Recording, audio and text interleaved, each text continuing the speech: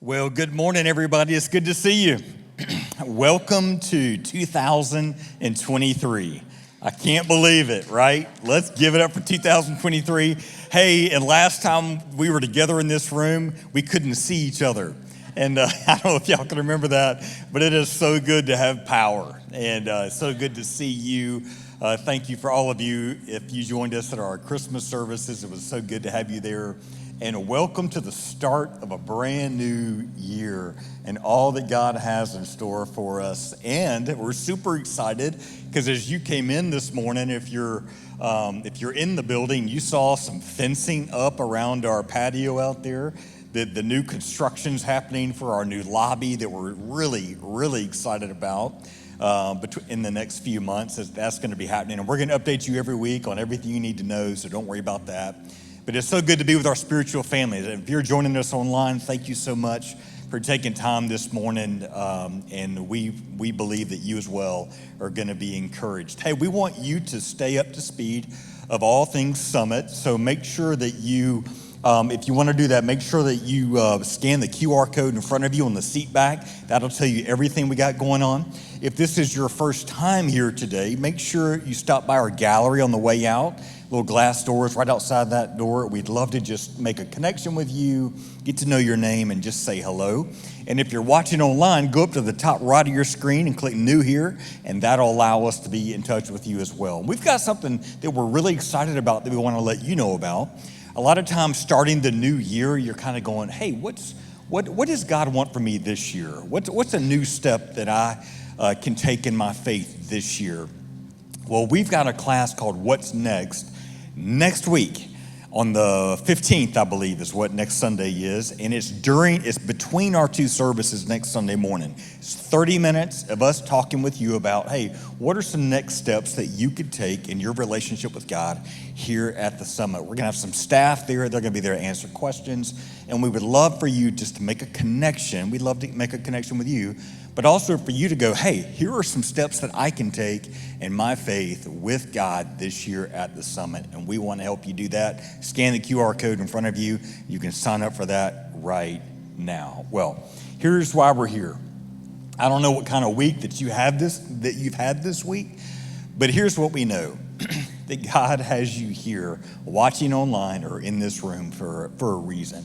And he wants to say something to you today. And so our prayer is that we will be receptive to whatever that is. So I'm going to ask you to stand up and let's worship God together as he prepares our heart. Thanks for being here.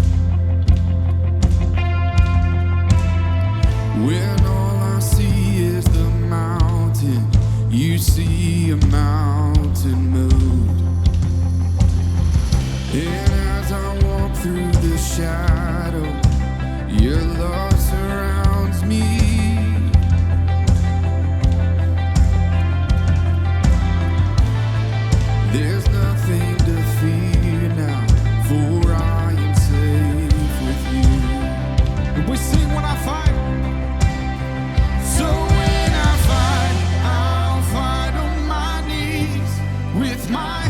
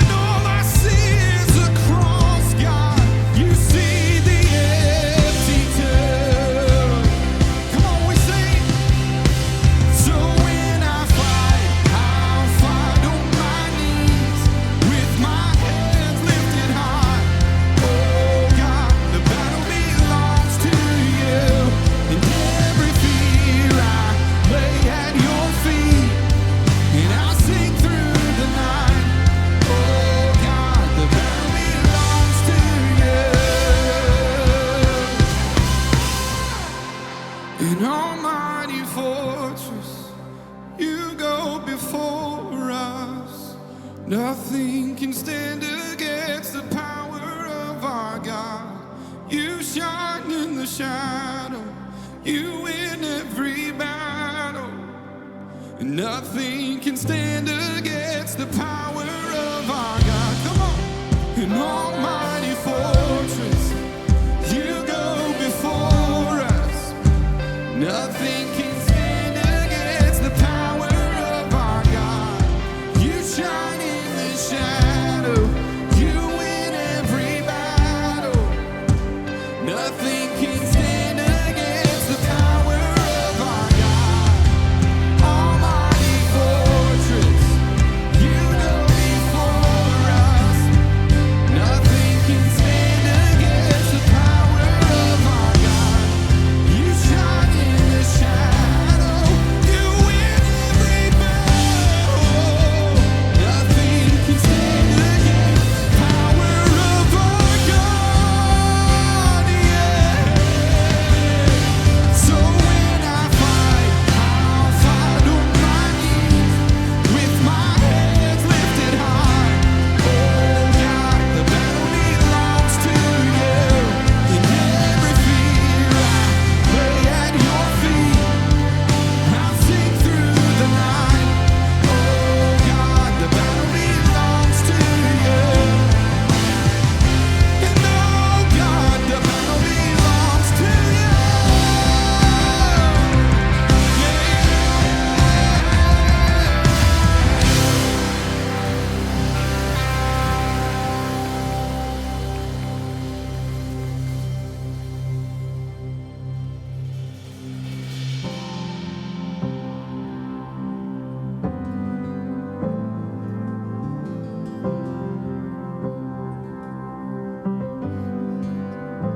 And I count on one thing, the same God that never fails, He will not fail me now. You won't fail me now. And in the waiting, the same God who's never late is working all things out. Working all things out. Oh yes, I will lift you high in the lowest valley. And yes, I will bless your name.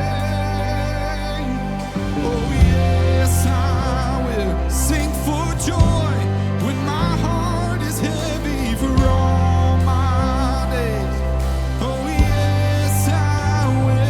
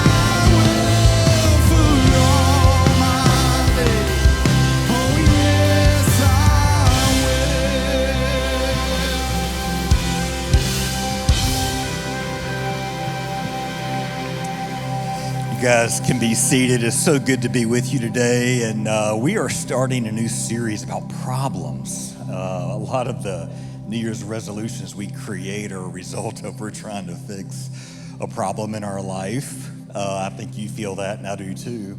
But we felt like because we're starting this series on problems, let's just take a moment to pray. Let's just take a moment to pray. And by the way, we're super excited about a day of prayer we've got coming up on the 17th of January, and we'll tell you all about that next week. But we just felt like, you know what, it would just be a good opportunity to just take a moment to pray, and pray specifically for a problem that we all have in common. I don't care who you are, if you're watching online or in this room, you've all experienced financial problems. We all have. We've all experienced some pain financially. And what happens when we experience pain financially is it affects our mental health. It affects how we feel about ourselves. It affects our relationships. Financial problems are the number one reason people get divorced. And it affects our quality of life. And there's so many areas of our life that financial challenges have. And some of us, just coming off of Christmas, and we've probably spent a lot of money, or some of you are facing a financial decision this year, or you're going to be, and you don't even know it yet. So I just want to take a moment and ask God for his help, especially in the area of financial problems, because we all share this in common. So let's just go to the Lord in prayer. Heavenly Father, I want to thank you for all of my friends that are watching online and those in this room and all of our folks at Oak Ridge as well. God, there's one thing we all have in common. We're just in need of you. And one of the greatest areas in our life that we are in need of is financially. All of us feel some pain somewhere in regards to that. And Lord, we ask you for help. We ask you for strength. Jesus, you tell us when we are weary and burdened to come to you, and that you will give us rest. You will give us strength. And I don't know what my friends in this room and watching online, I don't know what they're experiencing. I don't know what they're going through. But I bet somewhere in their life they're experiencing some financial pain. And God, we just collectively come to you as a church, and we ask you for help in this area. And we want to pray for our pastor today in all of this series as we are talking about problems that we all have. God, would you lead him by your Spirit to say the things that we need to hear? And Father, whatever we are wrestling with or struggling with today, we've all got a problem. And Lord, you promise to meet us at our point of need and to help us and guide us and encourage us and inspire us and motivate us and give us the desire to change, God. You don't beat us up. You lovingly call us back to you. And I pray, Lord, that you would just move us today to take our next step with you. In Jesus' name we pray. Amen.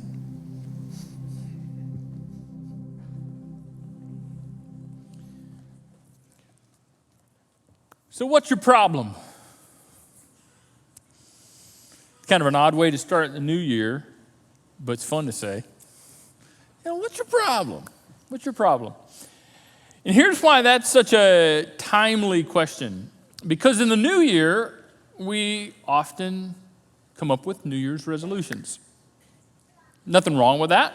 It's a natural, normal thing in our rhythm as human beings looking for a new start. But here's something that I've discovered, that almost all New Year's resolutions, at least all the ones that I can think about, that people typically do, they come up with these New Year's resolutions to address a problem, to fix, alleviate, or make a problem they're facing at least somewhat better.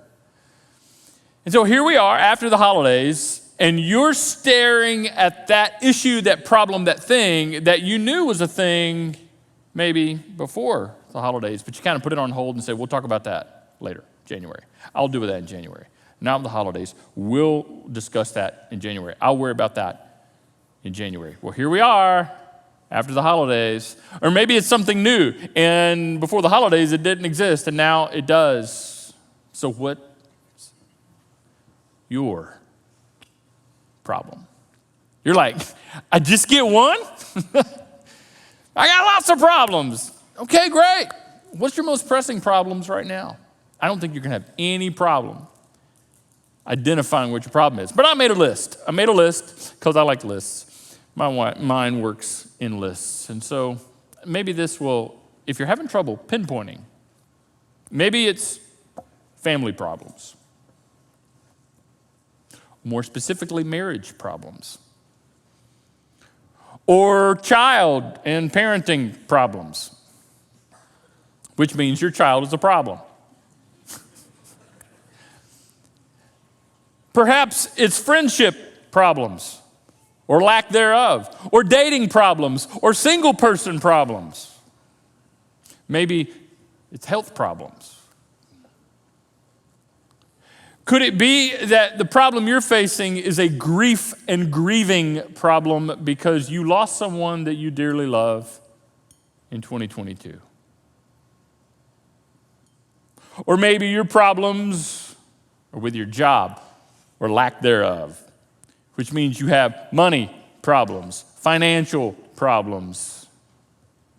Maybe your problems are about life direction and a decision that you need to make, or a choice that you know that you're going to have to settle in on and you just don't know what to do. You don't know where to go. So it's a problem. Or depression, anxiety. Maybe it's an addiction that you're dealing with.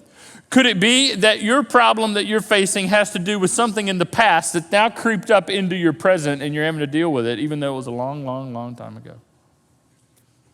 Or maybe your problems stem from how you view the future, and you're so worried and you're so paralyzed with fear because of what may happen, what could happen, what you think is going to happen, even though it hasn't happened yet. Or maybe you have a problem with God, and your problem's more spiritual. You would say, I have a problem with the Almighty Himself.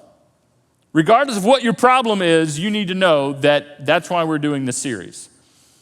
Not to fix all your problems, but so we can talk about our problems, to bring all those problems to this topic, to this series. We're not going to talk about a specific problem, but how we navigate all of these problems now and something to keep in mind for the future. But when it comes to problems, you need to know that everybody's got them. It's not just you. No one is exempt. It's not just you. Here's some good news. Nothing's necessarily wrong when things go wrong. You're like, well, I don't understand what you're saying. No, just think with me. What this means is nothing's necessarily wrong when things in your life start going wrong. It's not just you. I don't get it. I don't understand what's going on and why. And when you start freaking out, you look around. You ain't the only one. You got problems, and sometimes your problems are because of other people in your life. It's because of what they've done or not done, what they've said or not said. But guess what? You're not the only person who's got problems because of other people in their life. Look around. Sometimes, and more often than we like to admit, our problems come from ourselves, things we do or don't do, unwise decisions we make. But guess what? You're not the only dummy out there. I'm not the only dummy out there. We're not the only people who make unwise choices. We look around like, I shouldn't have done that, shouldn't have said that. Man, I learned my lesson, and now I've got to deal with it. Sometimes your problems will stem from just life happening. Stuff breaks. Things happen. People get sick. But if you stop and look around, you'll realize, I'm not the only one where stuff breaks. I'm not the only one where things just happen. And it is true that evil is present in this world, and there is an evil one, and Satan has an agenda. But it ain't just you. He's not just picking on you. That's why to compare your problems with other people's problems is pointless. To compare is unfair and gets you nowhere. Learn that. Get that. And I tell myself that often. To compare is unfair and gets you nowhere. It's unfair to you. It's unfair to them. It's just unfair. Because here's the deal. When it comes to problems, your problems are big to you and their problems are big to them. Everybody's problems are big to them. And I know that you and I look at other people's problems and we go, I'd love to have her problems. Oh, if he thinks that's a problem, sign me up for that. I'd love to have their problems. We all assume that other people's problems are not nearly as problematic as our own. And we don't even define problems the same way. What's a problem to some person is not a problem to another person, right? Even in culture, there's first world problems and third world problems. And depending upon where you're born in the world and what culture you're a part of will define how you see problems to begin with. We all know that's true. But here's the truth. If you're alive and sucking oxygen, you got problems. It's not just you. It's a reality of humanity. And listen very carefully. That means you are not a victim just because you have problems. Many scholars and theologians believe that the oldest book in the entire Bible, oldest being the one that was written earliest and predates all the other ones, is actually not the first one in the list in the Old Testament. The first one in the list is the book of Genesis, because the Genesis, it talks about beginnings, the beginnings of the universe, the beginnings of things, and so that's why it's first in the list. But actually, many scholars and theologians believe that the book of Job predates all the other ones. It's the oldest, which means it's the first one that's written. And do you know what the book of Job is about? Problems. Job's problems. You're talking about a guy that had problems. Job had them. Lots of them. Much more so than you and me even. And here's what Job said. Isn't it interesting that the oldest book of the Bible is about problems? Here's what Job said. Mortals born of woman are a few days and full of trouble. Mortals, that's us. Born of woman, that's all of us. Nobody got here that doesn't fit into that category. Okay? Mortals born of woman, that's all of us. Few days, life is short, and they're full of trouble. Man, what a pessimist. No, he's just looking at life and saying, this is what I'm seeing. This is what I'm experiencing. Jesus picked right up on that, actually, and said something very similar to his followers. Towards the end of his time on earth, Jesus looked to his followers and said, here on earth, you will have many trials and sorrows. Here on this earth, it's going to happen. Don't be surprised. Don't feel like a victim. On this earth, you're going to have many, not just some, not just here and there, many trials and sorrows. Now, the good news is he says, take heart, because I've overcome the world. And we'll get to that part a little bit later on in the series. Because it is true, make no mistake, that in the big picture, in the end of all things, Jesus will return and make all things new. We call it heaven, and we ain't there yet. Look around. Just look in the mirror. Look at your own life. You realize, no. Till then, Jesus said, here on this earth, till then, till I overcome the world, you will have many trials and sorrows. Life is pretty much, my life, your life, going to be about problem management. Just the way it is. Here's something else I find fascinating. Just like the first book in the entire Bible predates all the others, most likely Job, a book about problems. The earliest part of the New Testament, the first book written that predates all the other ones in the New Testament is not the first one in the list, which is Matthew. It's actually James. James, the half-brother of Jesus, wrote the book of James. It's the first. And the first topic in the first book written to the first group of Christians in that very first church in the first century. And I know that's a lot of firsts, but that's significant. What's the first topic? What did he talk about? What did he come out of the gate with? You would think it would make sense if James started off with, how about my big brother? What about the resurrection, gang? And it was like, woo, that would have been great. It wasn't. Watch how James, first topic. Dear brothers and sisters, when, not if, but when troubles of any kind come your way, it's going to happen. When? Count on it. Just wait. It's happening. Don't be surprised. You're not a victim. You're not the only one. When troubles of any kind come your way. Now, here's a nice little bit of hope. We'll talk about this a little bit later. consider it an opportunity for great joy. Like, I don't get that. We'll get that. We'll get to it. We'll get to it. In other words, something's cooking, something's up. But for now, you just know when problems come your way. Now, at this point, you're thinking, this is the most depressing church service I've ever been to in my whole life. I am done. I am ready. I am out of here. I ain't coming back. No. I just wanted to make sure we got on the same page. And I think we're there. You got problems. You got lots of problems, but you're not the only one. Here's why it's so important to start there. Because we assume, look at this, we expect that the more we follow Jesus, that our problems will be fewer and less severe. Don't we? You may have not ever come out and said that, but that's just what you assume. Whether you realize it or not, we just think, okay, following Jesus is good, getting close to God is good, and so good things should happen to people that are doing good, and bad things should happen to people that are doing bad. And when you're doing dumb stuff and unwise things, of course. But so if I follow Jesus, then I should have fewer problems, or at least when they happen, they should be less severe.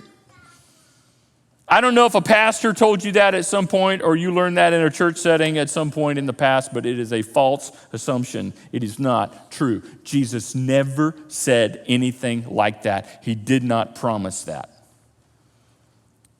Some of you are like, oh, dang, well, there goes one of my resolutions because I'm here, getting back in church, getting my Jesus. Right? I'm tuning in online, checking you guys out first from afar to make sure you're not freaks. Well, most of us aren't. I'm not. But the reason I made the resolution to get into church and to tune in online and to give this thing a shot, because I'm thinking, man, this will help my 2023. I should have fewer problems and things should go better in 2023 if I get in church than they did in 2022. Well, here's the deal. There are many things that will be better, and there are many good reasons, and there are many positives for following Jesus, getting in church and making this a priority in your life, but it's not, so that you will have fewer problems. That was never what was promised. It'll help you deal with them better, but it doesn't eliminate them. In fact, let me go one step further, and we'll talk about this a little bit later, maybe in a different series, but I just want to let you know, it is possible that following Jesus may make some things in your life worse. It's called, and most of us know very little about this in our culture. Be grateful for it, and then make this pray. Make you want to pray for your brothers and sisters in the world. It's called persecution. There are people, because they follow Jesus, their life is more painful and harder. Most of us know very little about what that really is. And what do you tell those people? Hey, follow Jesus and you'll be more successful. Follow Jesus and oh yeah, really? Now I have a target on my back. And Jesus told his followers, they hated me. Don't be surprised if and when they hate you. Okay, so we're all there. Well, let's talk about what to do with it. Maybe how to shift the perspective. So we got problems. Don't be surprised. You're not a victim, but what's up with then? What's going on then with this problem, this world of problems?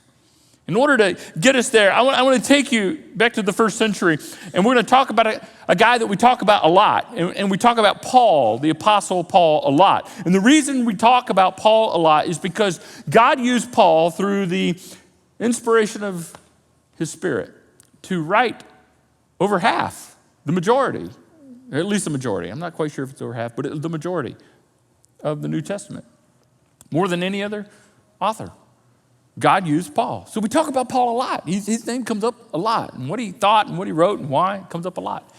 And we discover that in the New Testament, Paul had lots of problems, but there was this one specific problem that was really a problem for him, and we're not quite sure what it was. We're not quite sure what was going on. He doesn't tell us, and that's not the point. And I think part of the beauty of it is that he doesn't tell us what it is. So it allows us to insert our own problems in this context. But we're told that it's kind of Paul's thorn in his flesh, thorn in his side. And it was an issue, and he asked God to take it away. Watch what happened. 3 times Paul said, I pleaded with the Lord to take it away from me. Sound familiar? You got issues that you're like, man, I don't even know how to pray all that much. I'm just like, God, what's this? Take this away.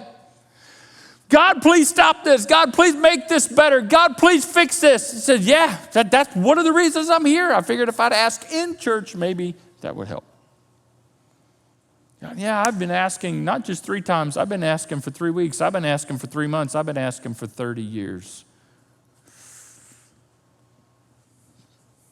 Watch.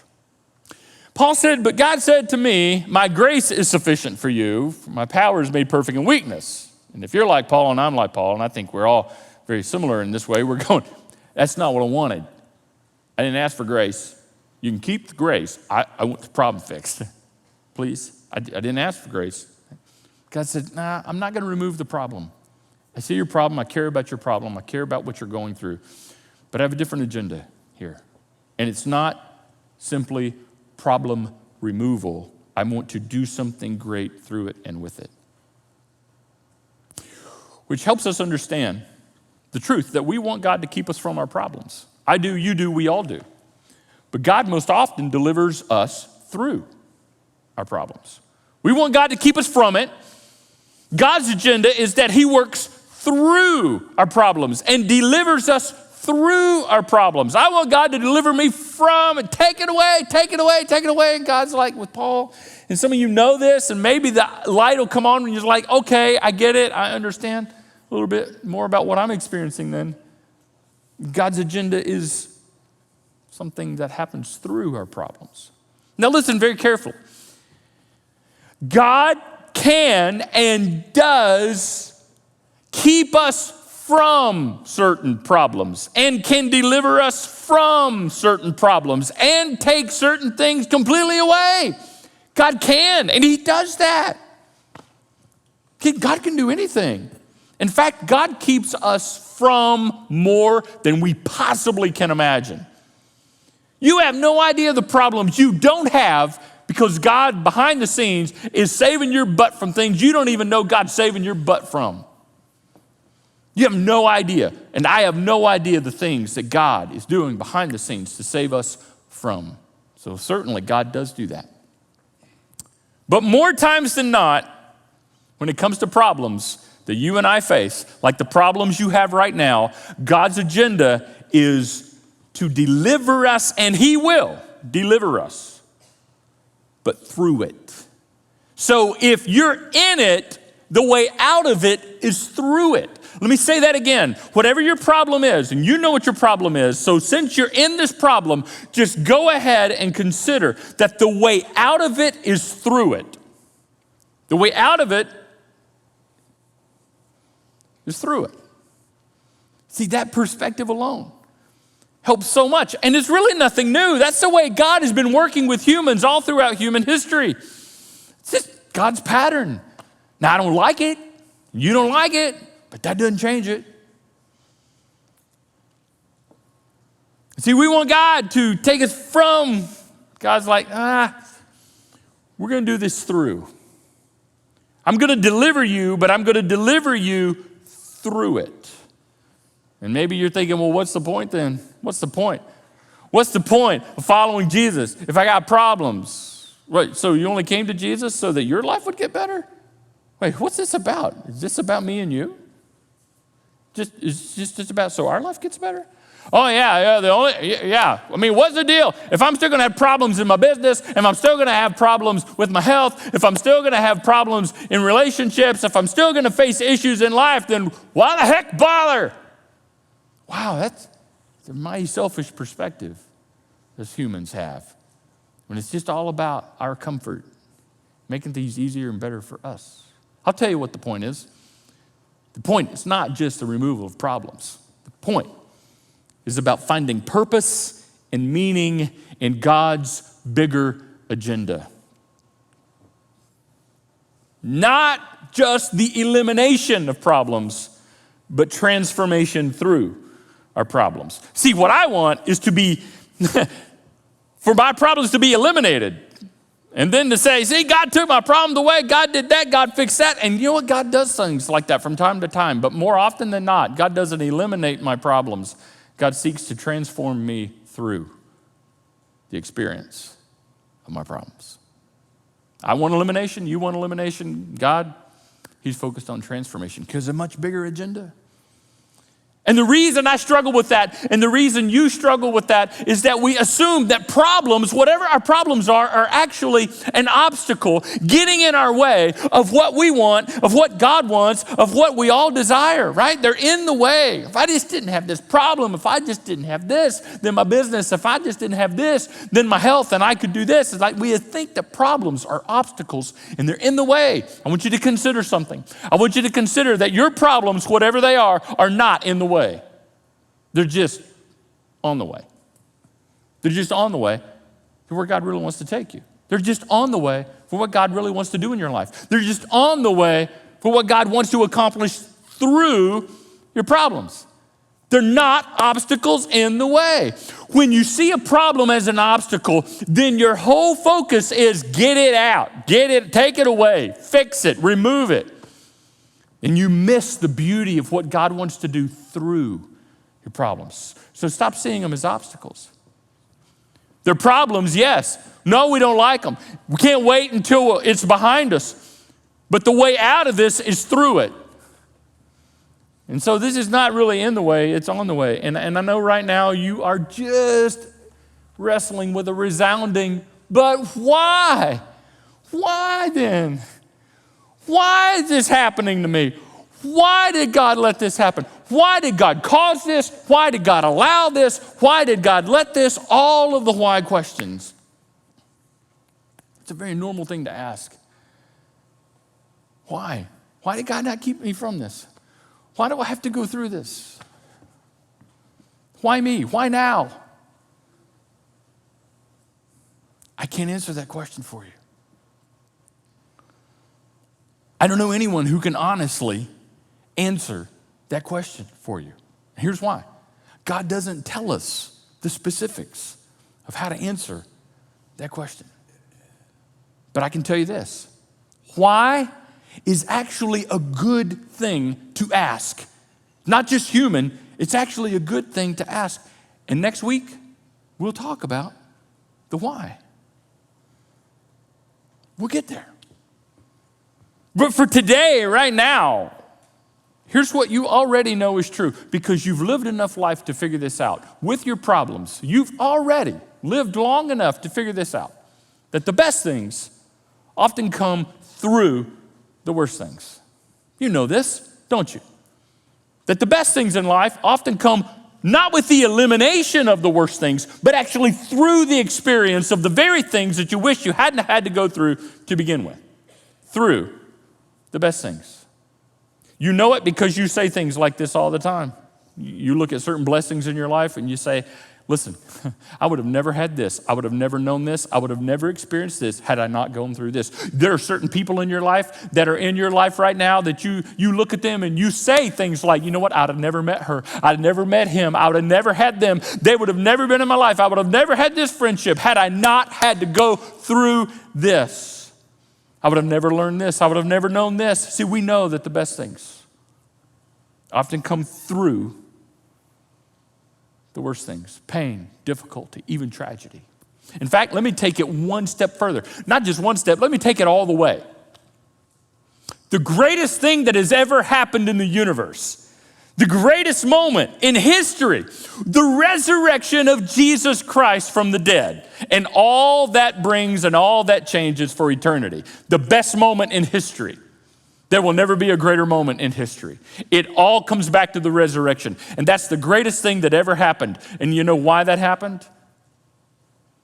Because of the greatest tragedy that the world had ever seen.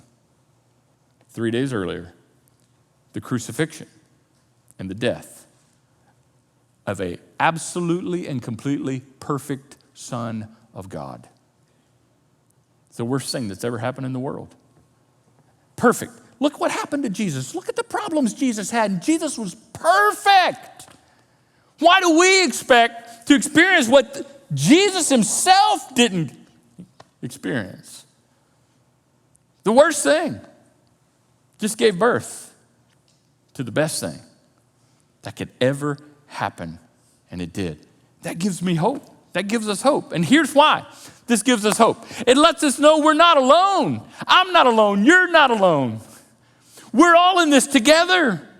I mean, if you spend time reading your Bible, you're going to realize, heck, I'm in good company. Look what happened to him. Look what happened to her. Look what happened to them. Look what that, oh, wow. Ooh, that was bad. Ooh, well, I'm not the only one.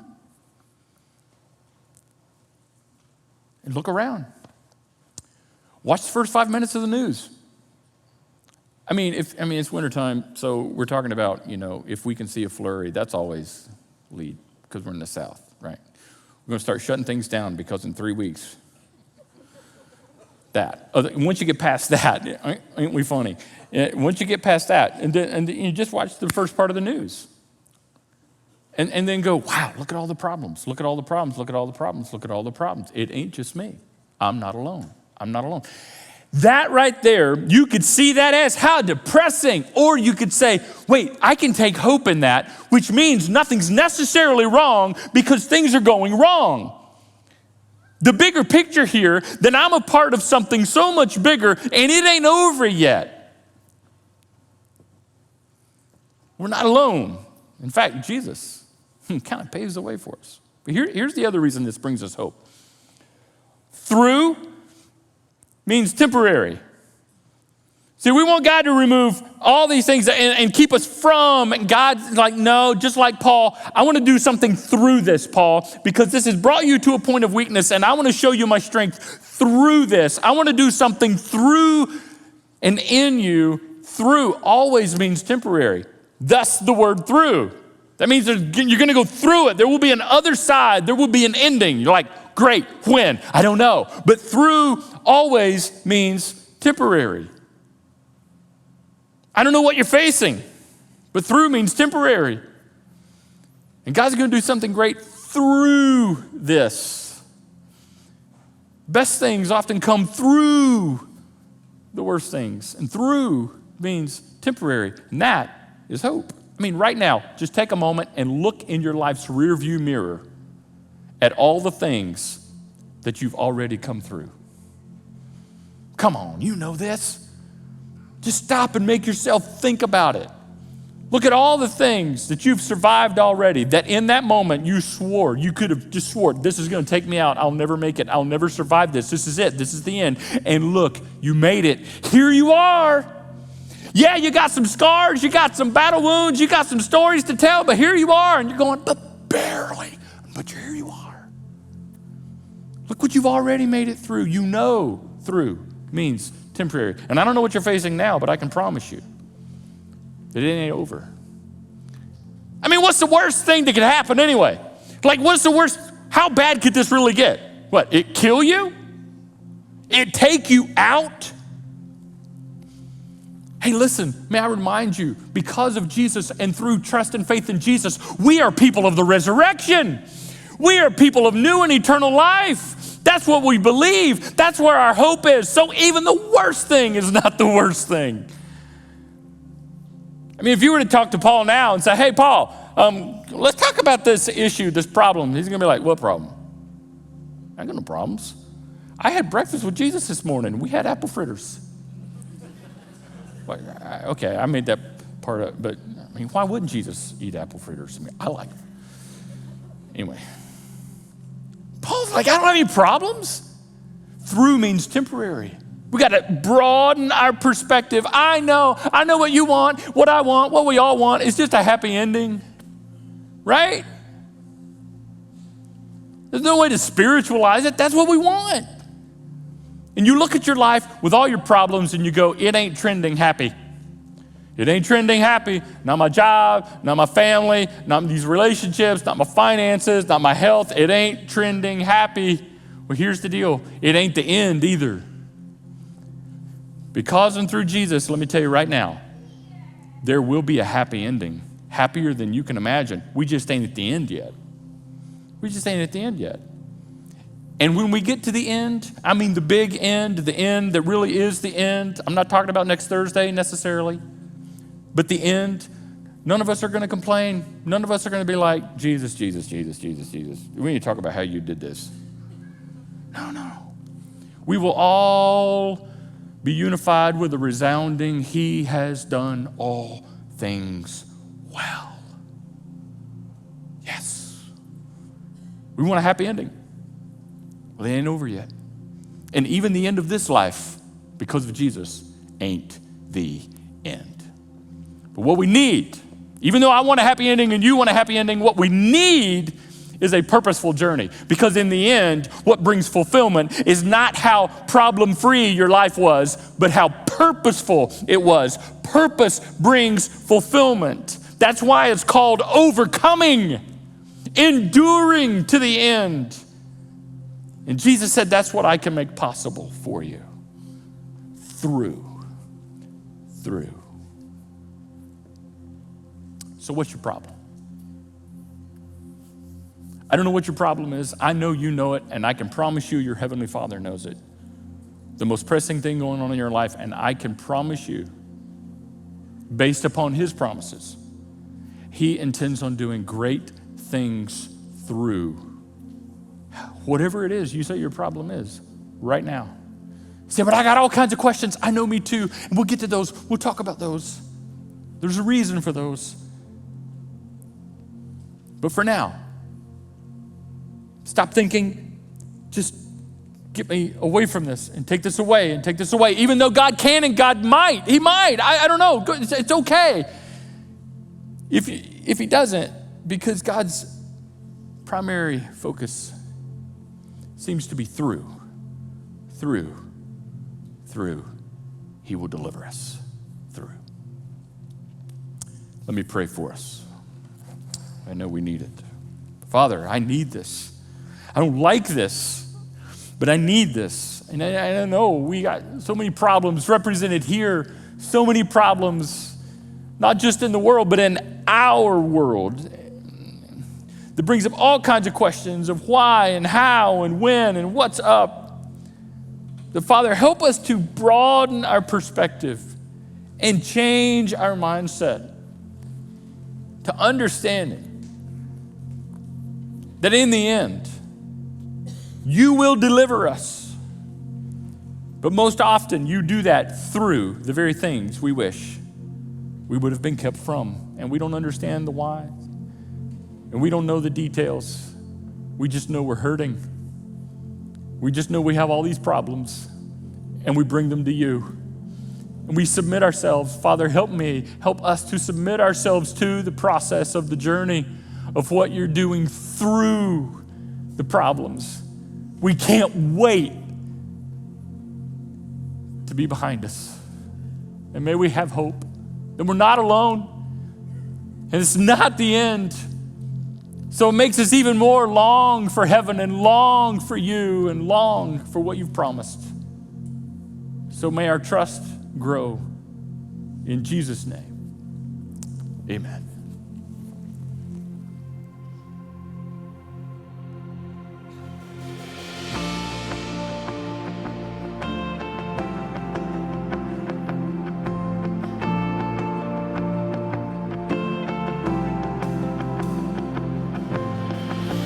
Say this mountain can't be moved.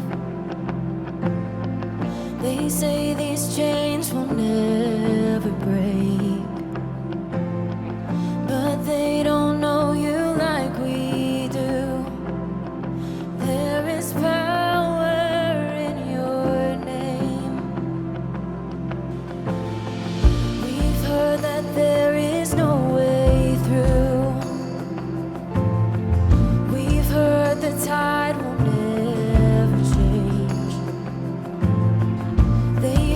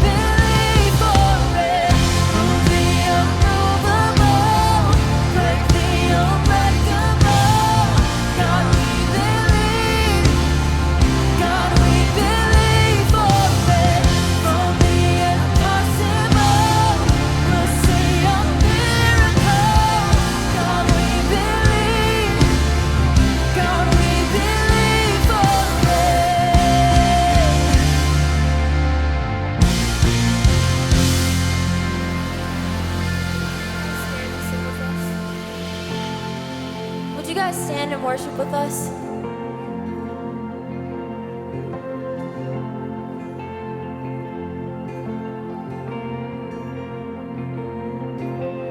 Why did I waste so much time worrying? You've had a plan all along. I'm listening. You made a way out of deserts and rivers just yesterday. And so today, if I hear you speak, I don't need an explanation. If you tell me move, I don't need the destination. If what's promised I'll never see, I'm still walking with you. You're still walking with me.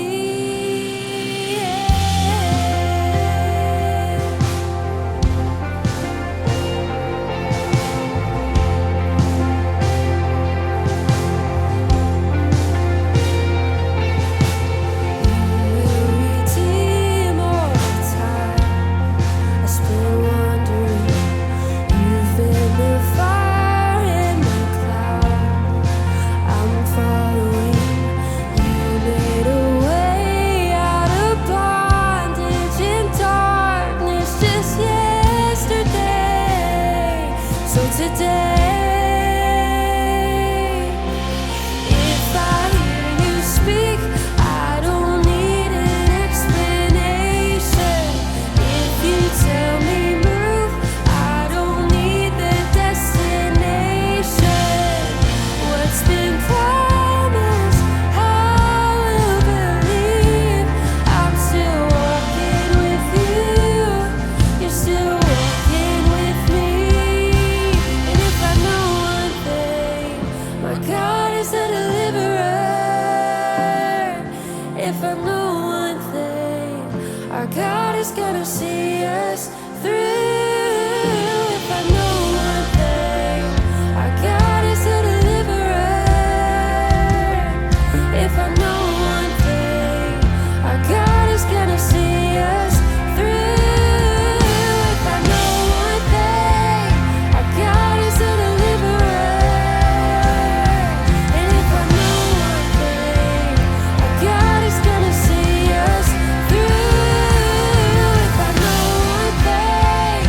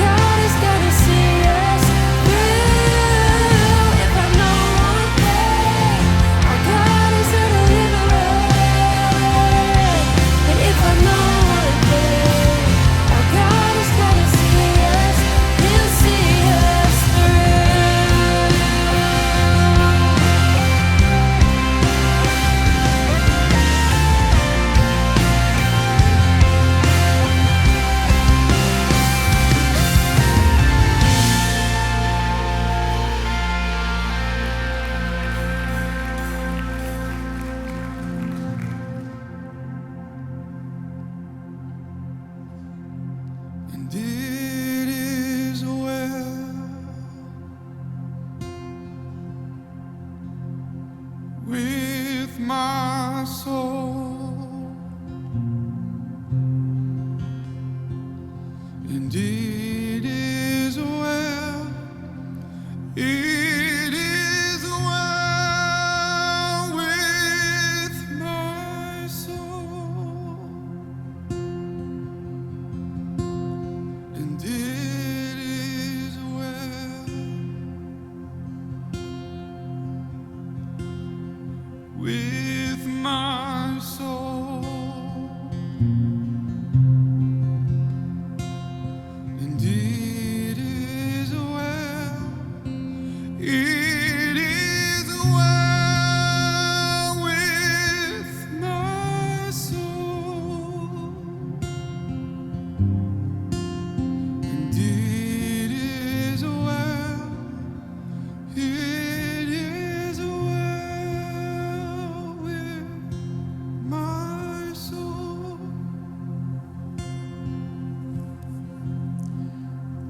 The reason we can sing that and say that is because our God is a deliverer, and He will see us through.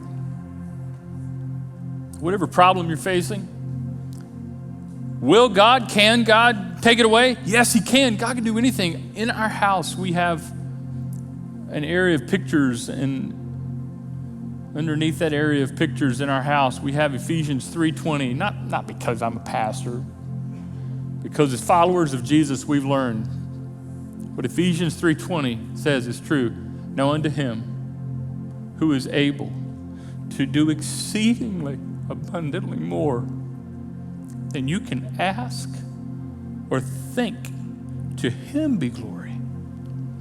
Amen. Yeah.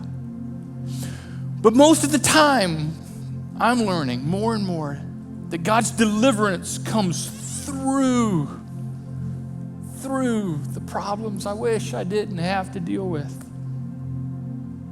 My prayer for you is that that starting now and today and through this series, you will learn and you will experience what through can do and what God can do through. Now, I know you want to know why. Me too. Me too. So next week, I want you to bring all your whys, okay? Bring all your whys. Why this happened, why this never happened, why this still is happening, why this still hasn't happened. God, I want to know why. Not because I'm going to give you an answer, because I can't give you an answer for your why, but I can help you know what to do with your why. So bring your whys. What we will discover is not only is why natural, it's actually a very good thing for us. God's going to do great things through your problems. Thanks for coming. We'll see you next week. Bring somebody with you that needs that encouragement.